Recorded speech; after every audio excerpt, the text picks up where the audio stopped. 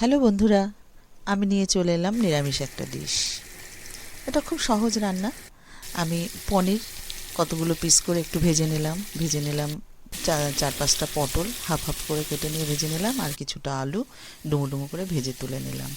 তারপরে সবজিটার জন্য একটু মশলা রেডি করে নিলাম। গোটা জিরে নিয়ে নিলাম 1 চামচ, একটা টমেটো, একটু আদার কুচি, কয়েকটা লঙ্কা দিয়ে ওটা পেস্ট বানিয়ে নিলাম। আর ওই পটল ভাজা পনির ভাজার তেলের মধ্যেই ফোড়নে দিয়ে দিলাম শুকনো লঙ্কা, গরম মশলা, তেজপাতা, গোটা জিরে। আর যে মশলার পেস্ট রেডি করে নিলাম সেটাও দিয়ে একটু ভালোভাবে কষিয়ে নিলাম তেলের সঙ্গে। তারপরে দিয়ে দেব পরিমাণ মতো হলুদ আর পরিমাণ মতো লবণ, দিয়ে দিলাম 1 চামচ ধনিয়ার গুঁড়ো। সেগুলো সব একসঙ্গে মিশিয়ে নেব এবার মশলাটার সঙ্গে, আরও খানিকক্ষণ কষিয়ে নিলাম।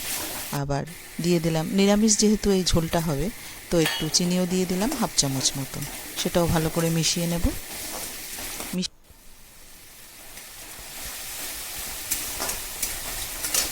আজ তাহলে এই পর্যন্তই।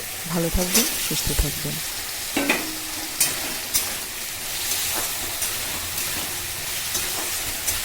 একদম রেডি হয়ে গেল নিরামিষ আলু পটল পনিরের ঝোল।